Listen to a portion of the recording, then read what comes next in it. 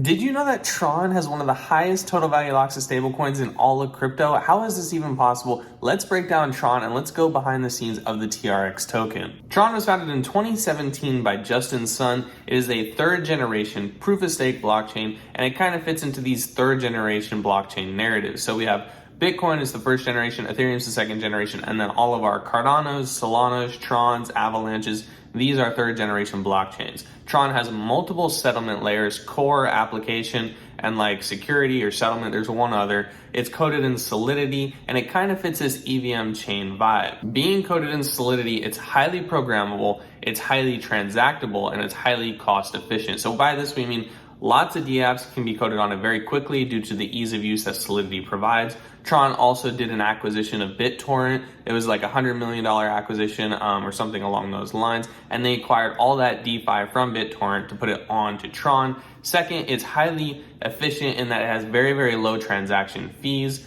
down to 0.00000 of a Tron. And then it's highly scalable. 2,000 transactions per second is what the blockchain is currently touting as its average or what it is doing daily. So we see this a lot across a lot of the EVM chains. They are built for speed, they are built for fast development, and they are built to get things rolling. Tron also has all of the major dApps that you would expect in the NFT projects. You have NFT projects doing a lot of different things and competing with each other on Tron. There's a little bit of gaming I saw. I'm not sure how full-fledged out it is, but Tron does have all the necessary DeFi that you would expect, especially with its huge stablecoin market, which we'll talk about here in a minute. But it has a huge DeFi market. It has DEXs, it has swapping, it has lending, especially with all the stable coins locked on it. I believe it has 46%, somewhere between 40 and 50 of all Tether, USDT or Tether is on Tron. So big numbers, and with that you're gonna need a DEX and a lending protocol to kind of support what users want to do with those stable coins. Cardano, on the other hand, founded in 2018, 2019 by Charles Hoskinsons, and it is also a third generation proof of stake blockchain. Cardano also has multiple settlement layers and it is highly focused on decentralization and the core principles that crypto was founded on with Bitcoin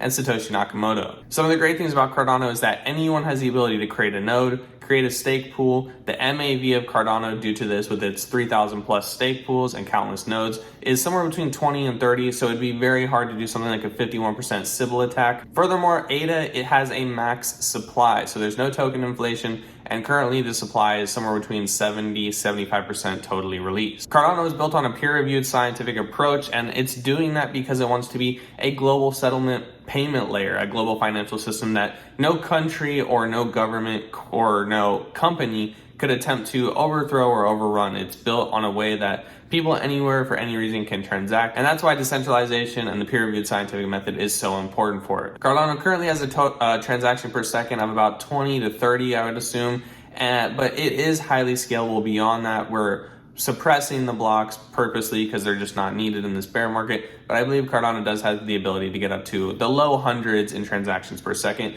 Currently though, it's trying to scale via bundling UTXOs. We see Tron and a couple other of these EVM style chains doing the L2 scenario. I believe Cardano is trying to go on the UTXO bundling route, kind of using UTXOs to their best advantage. That's kind of both of these chains. Now let's break down what the big thing is for investors. Why would you really want to get into one of these chains over the other, and what is the thing that each side is saying is like their best quality? I would say that one of the biggest things Tron has going for it is that it's huge amount of TVL for stablecoins. Because of this huge TVL stablecoin amount, and we'll talk about why that's happening, but because of this, active users are growing, active wallets are growing, and active transactions are growing. Not only is this causing the TRX price to go up a little bit, but we see this massive data growth on, the blockchain explorer. And when people are looking at blockchains, they like to see this growth on the blockchain explorer. This shows a very unique use case that people are using Tron for, and that is for stablecoin swaps,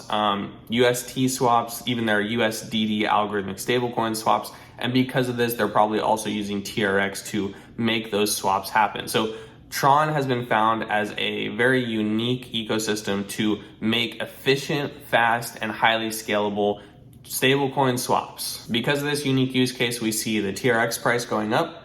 We see active users going up, whether people are investing in Tron, playing on Tron, or simply going from a CEX to Tron to another CEX, or from one wallet to another using stablecoins on Tron as a middleman. We see active users and active wallets and a lot of metrics going up. So this is always a big sign that investors are looking at to make sure that they're investing in something that's growing, has a unique use case, and is generating transaction fees. Actually, because of this activity, Tron is a DAO in itself, and users voted to actually raise transaction fees a little bit. And because of this massive amount of transactions that are happening with the small amount of fees, even though they're so minimal, this has caused Tron to go deflationary. So Tron is an inflationary token. It has burning and inflation metrics, not a max supply. And every time a transaction goes off, TRX is burned. And because of this massive amount of transactions and the slight raise in fees, Tron has slightly been going deflationary this year. I would say that the big item for Cardano investors is that Cardano maintains the transparency and the ideas of the original crypto decentralization aspect. So not only is Cardano like this global financial payment network where people can transact money, in whatever way they want, it also has non-custodial staking, where investors or holders of ADA can earn more ADA by staking and verifying the blockchain and validating blocks, while keeping that ADA in their wallet. We see other crypto staking protocols where you have to lock funds or give up your funds in order to earn staking rewards. Cardano does not have that. It has native wallet staking and non-custodial staking where you own your assets as you're staking them.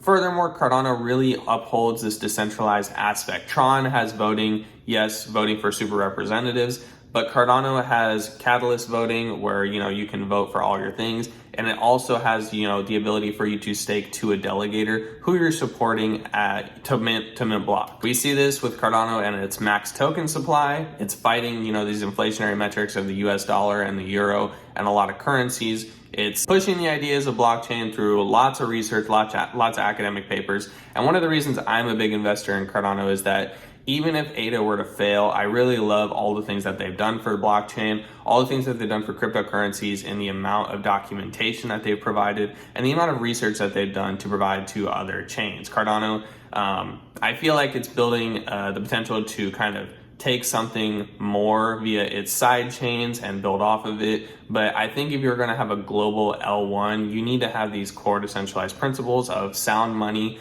and sound principles and sound, decentralization metrics. So then, if you want to build subnets off of that are like, inflationary this or centralize that's fine. But the core base layer needs to be something decentralized, needs to be something with a cap supply, something with very good ethos, logos, and pathos. Now, each one of these chains is also going to have negatives, and I want to be sure to touch on them because it really helps solidify why you should or shouldn't invest in something. We're all going to invest in cryptos for different reasons, and you just need to know what you're investing in and why you're investing in. And something on the surface might seem great, but underneath, we want to know the good and the bad. That's how a good investor works. So starting with Tron, some of the things that are, in my opinion, negatives about Tron is that it's a highly centralized blockchain ecosystem. It's highly centralized in the fact that they have less than 30 super representatives. And basically a super representative is someone that validates blocks on the chain. So when you only have 30 people or 30 computers doing that,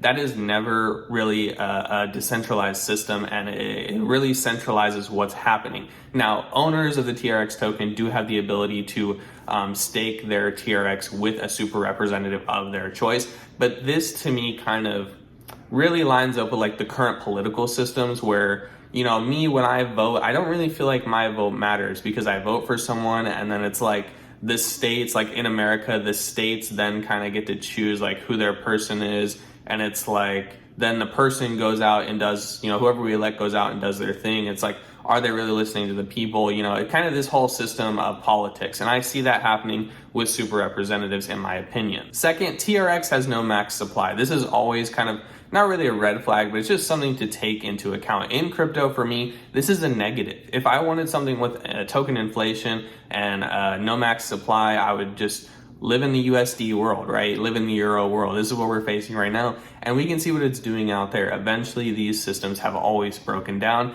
Why would we want to go out and do this whole thing again? Also, if you invest in an inflationary token, yes, right now it's actually deflationary, which is great for the people. And I hold a little bit of ETH, so that's deflationary, so that's good. But you always have to think about how you're going to earn more TRX if you're in something that has the ability to be inflationary. You need that staking in order to keep up with inflation. So that's just something to keep on your mind as like an active investor. Lastly, I would say that yes, we're seeing a lot of active metrics on Tron. We're seeing a lot of new users, we're seeing a lot of new wallets, new transactions. Stablecoins are booming, and stablecoin total value locked is huge on the marketplace. One thing that I would want to caution investors is to think about, how does this stablecoin market transact into the TRX token price appreciation? So yes, Tron is currently deflationary, but are people transacting on Tron to just move funds quickly? I know I've seen a couple of people who are talking about how they're just on Tron to move stablecoins from one platform to the next.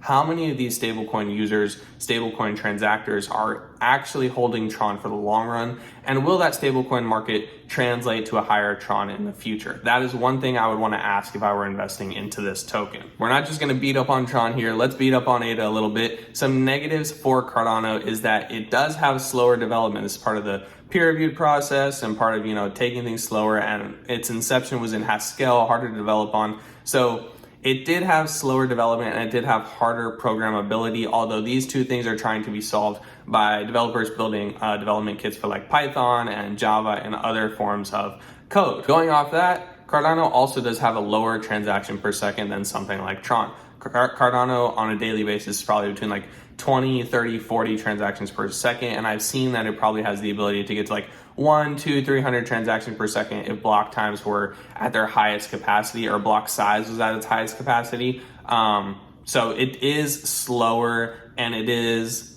slower in development, and it does have less transaction per second than a couple of the other bigger like third generation blockchains who are doing things a little bit differently. The other negative I would say about Cardano is that it does not have any major investor inspiring partnerships. So Tron has a couple of great partnerships. I believe they just partnered with a country in the Caribbean somewhere to be their native currency of the country. They also have partnerships with like Samsung, and I believe I just saw something with ChatGPT for Tron. Cardano does not have really any of this happening. I know a couple of years ago it had the Africa endorsement. It has things like building houses, but I want to see some new partnerships for Cardano. I want to see things where Cardano's in big tech, like Solana's with Shopify. I want Cardano to be able to be some type of partnership with some type of major company to not just build hype, but it builds investor confidence. This is one my big thing about Cardano that I wish it would have the ability to do better, to get a good partnership that bodes investor confidence. So I've laid out the pros and cons of each, the big picture of what people like and the big negatives in my opinion. In order to pick one that I think would be best, you kind of have to look in the mirror and ask yourself, what kind of investor am I in crypto? What am I here for?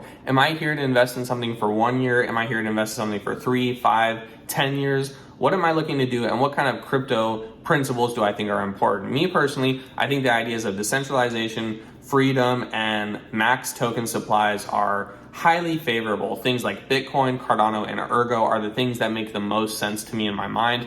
And I do think that, short term, a lot of the faster to develop, faster to program, higher scalability tokens can do well. But I just don't know if that is a very good long-term solution. Me, I'm kind of more of a long-term investment thinker. So that makes me kind of look at these more decentralized protocols as something that can be around for 3, 5, 10 years. If you kind of want something to make money this year or next year, you might be better off in these higher inflationary token environments because they might build a little faster, they might have more things going for them today, and they might be able to attract more users right now. So just take the perspective of all the things I've laid out and decide which one's better for you. Me personally, if I were to pick, I would go with Cardano, although I do think that Tron has the ability to have like pretty good short-term gains, over the next 1 to 3 years in the next bull run.